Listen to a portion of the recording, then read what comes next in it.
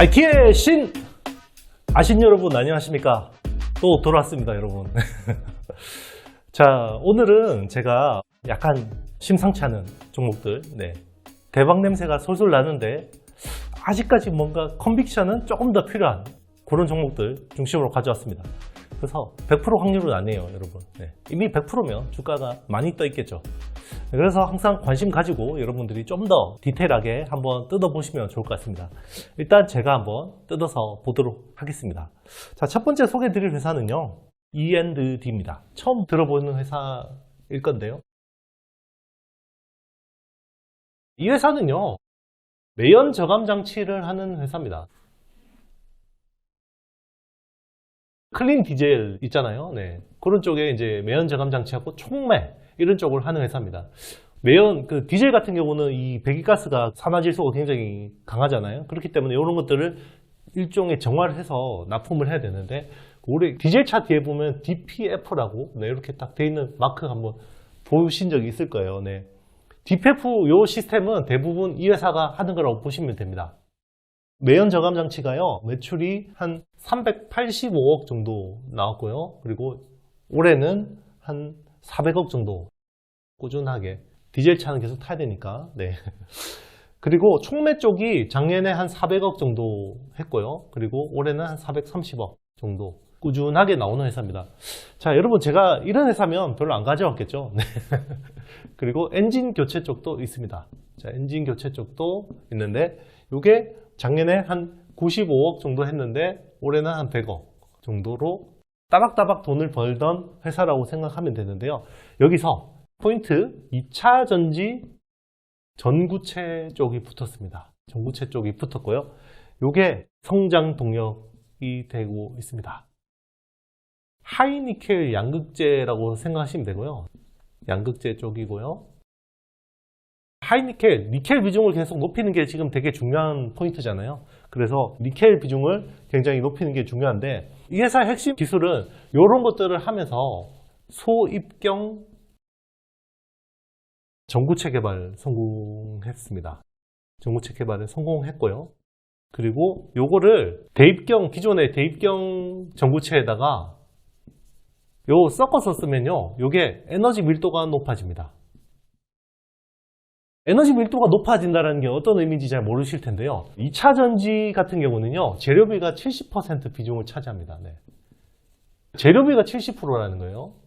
그런데 최근에 한 1년 사이에요. 1년 사이에 리튬 가격이 얼마나 올랐게요? 리튬 가격은 놀라지 마십시오. 800%가 올랐습니다. 1년 사이에. 그러면 니켈, 요즘에 난리 났죠. 니켈은 얼마나 올랐게요? 니켈은요, 지금 100% 올랐습니다. 그러면 이 양극재라는 게 보통 NCM하고 NCA잖아요.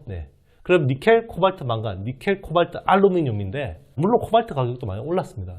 그래도 뭐 이거만큼은 안 올랐을 텐데, 이것만 보면 2차 전지 그냥 작살난 거죠. 작살났는데, 자, 요거를 해결할 수 있는 방법이 뭐가 있냐? 에너지 밀도를 높이면 됩니다. 에너지 밀도를 높이면요, 이 코스트가 절감이 됩니다.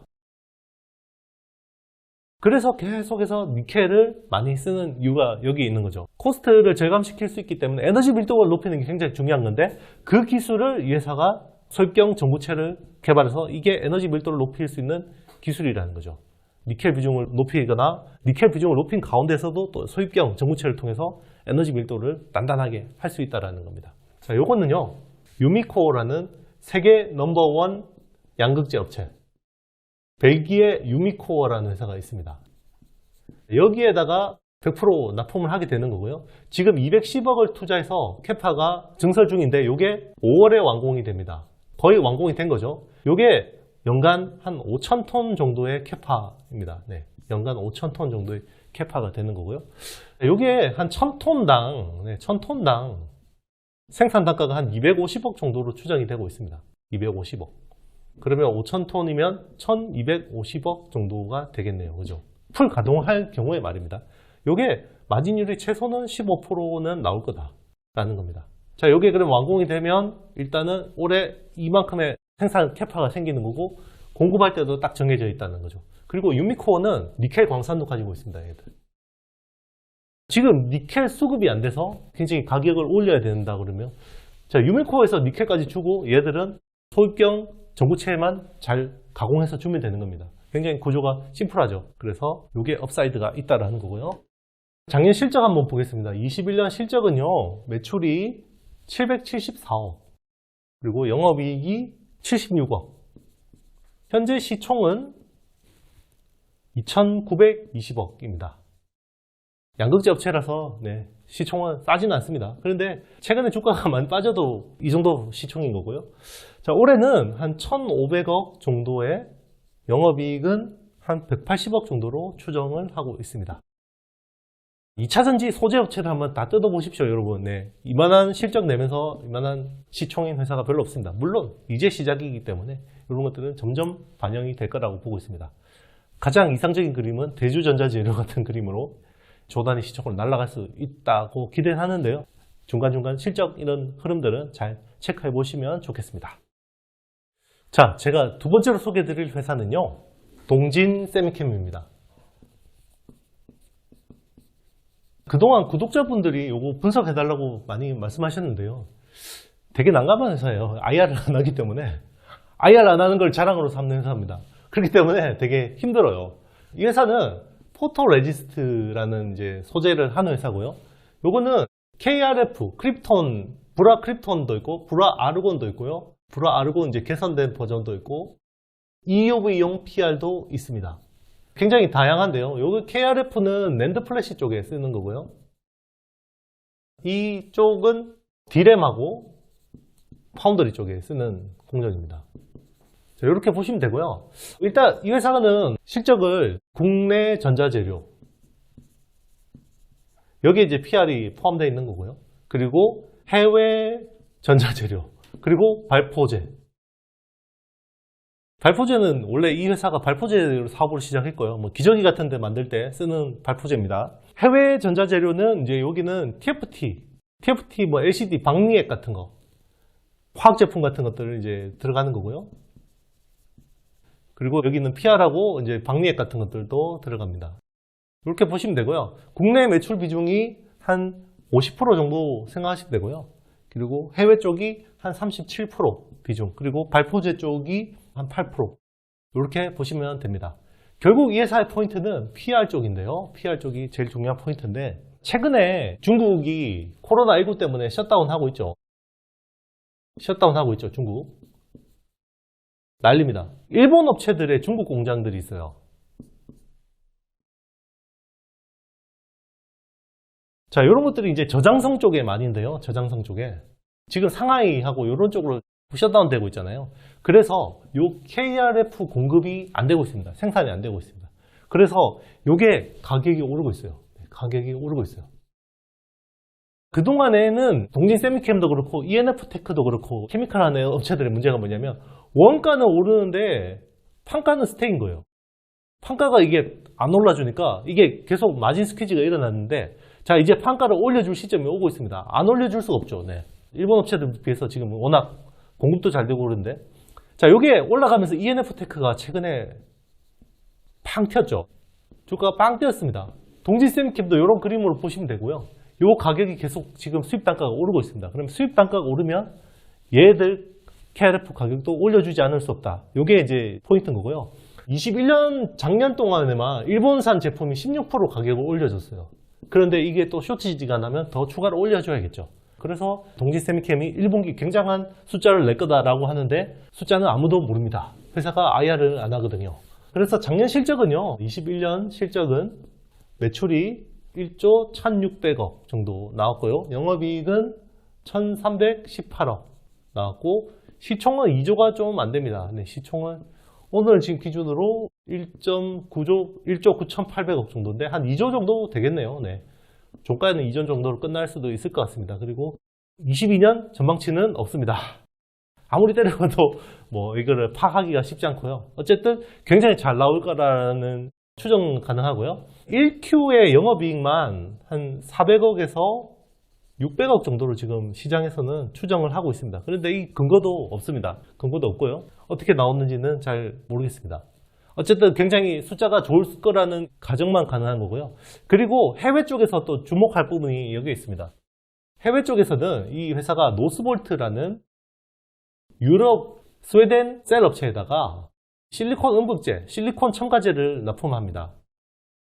지금 스웨덴 공장을 짓고 있고요. 동지샘 킴이. 이게 2차전지 에너지 밀도를 높이는 굉장히 중요한 소재입니다. 대주전자재료가 하고 있는 소재가 이런 거라고 보시면 되고요. 이것도 굉장히 업사이드가 앞으로 있을 거다라는 게 포인트가 되겠습니다. 자, 제가 마지막으로 소개해드릴 회사는요. 따끈따끈한 신규 상장입니다. 네, BCNC라는 회사고요. 이 회사는 합성 쿼츠를 기반으로 파츠를 하는 회사입니다. 파츠는 이제 여러 가지가 있는데 여기 이제 전공정 장비에 들어가는 장비 소모품이죠. 네, 장비 소모품이라고 생각하시면 되고요. 합성 쿼츠를 하는 회사고 합성 쿼츠 원재료는 코닝에서 받아서 하고요. 네, 코닝에서 받아서 오고 요걸 가지고 이제 가공해서 반도체 장비에 잘 쓸 수 있도록 이제 하는 회사라고 생각하시면 되고요. 합성 쿼츠 매출 비중이 한 72% 정도 되고요. 72% 정도 되고 그리고 천연 쿼츠도 합니다. 천연 쿼츠도 한 12%, 그리고 실리콘 쪽이 한 7%, 그리고 세라믹이 한 5%. 이렇게 하는 회사라고 생각하시면 됩니다. 작년 매출은요, 21년은 아무래도 상장하니까 굉장히 좋게 나왔겠죠. 네, 643억에 영업이익이 92억 정도 나왔고요. 현재 시총은 2640억. 그리고 올해 전망치는 매출 850억에 영업이익은 130억 정도로 추정하고 있습니다. 실적에 비해서 시총은 충분히 합당한, 거의 시총하고 밸류가 가까이 왔다고 볼 수도 있는데요. 여기에서 포인트가 있습니다. 합성 쿼츠. 합성 쿼츠가 기존의 천연 쿼츠 대비해서 이게 오래 쓸 수가 있어요. 수명이 1.5배가 길고요. 그리고 부가가치가 굉장히 높습니다. 그리고 기포 발생이 잘 안 한다고 하네요. 이제 이게 보통 쿼츠를 CVD 가지고 많이 만드는 이유가, 화학기상 증착으로 많이 만드는 이유가 이제 기포나 파티클 이슈들이 있거든요. 그러면 SiC는 굉장히 내구성도 좋고 내마모성도 좋고 내화학성도 좋은데 이런 파티클 이슈들이 좀 있어요. 그래서 요거는 낸드 쪽은 많이 쓰고 있는데 아직까지 D램은 거의 안 쓰고 있거든요. 그래서 파운드리하고 시스템 반도체하고 공정마다 조금씩 다르긴 하는데 어쨌든 SiC는 낸드 쪽인데, 자 그러면 낸드 쪽을 제외한 나머지 쪽에서 합성 쿼츠가 천연 쿼츠를 대체한다 그러면 굉장히 큰 업사이드가 나올 수 있다는 게 이 회사의 포인트가 되겠습니다. 참고로 파츠 시장을 좀 말씀드리면요, 파츠 시장은요 연간 한 6조 정도 됩니다. 전공정 쪽만. 그런데 이제 쿼츠 쪽이 한 4조가 돼요. 네, 4조 정도 시장이 되기 때문에 거의 뭐 70% 중후반대 정도 되겠네요. 그래서 쿼츠가 가장 많이 쓰이는 재료라고 생각하시면 되고요. 요거를 합성 쿼츠로 대체한다 그러면 굉장히 중요한 회사의 상승 포인트가 되는 거고요. 그리고 이제 이런 것들을 가지고 회사가 대체할 수 있다라고 굉장히 공격적으로 이야기를 하고 있습니다. 그런 것들은 잘 이루어 나가는지 여러분들이 잘 파악하시고 투자에 판단하시기 바라겠습니다. 자, 여러분 즐거운 Q&A 시간입니다.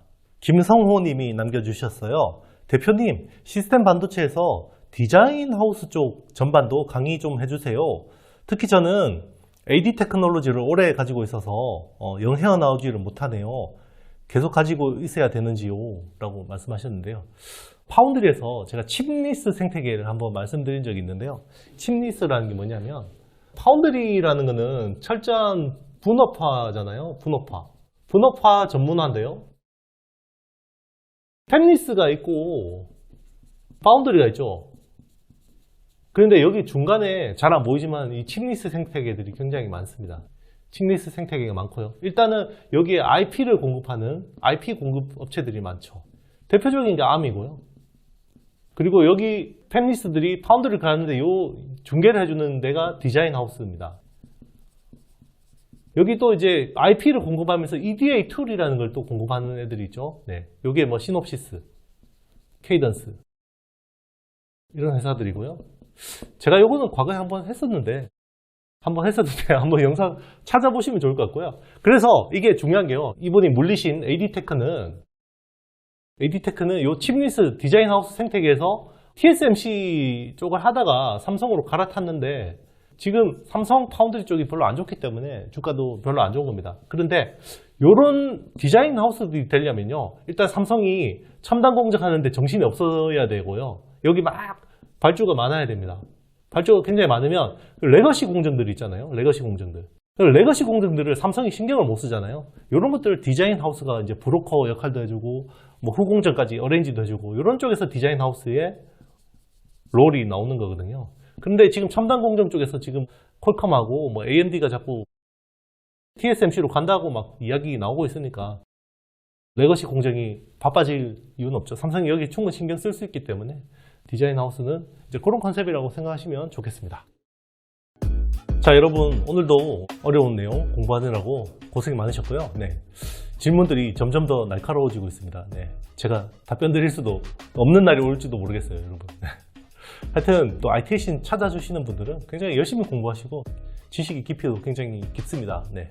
저도 더 노력하겠습니다. 저한테 좋아요, 구독, 알림, 댓글 남겨주시고요. 네. 주말에 꿀잠 주무시고 밀린 IT신도 좀 보시고 시장의 아이디어 같은 것들도 한번 보완해 보시는 그런 시간이 되시면 좋겠습니다. 즐거운 주말 보내시고요. 저는 다음 시간에 뵙도록 하겠습니다. 여러분 안녕.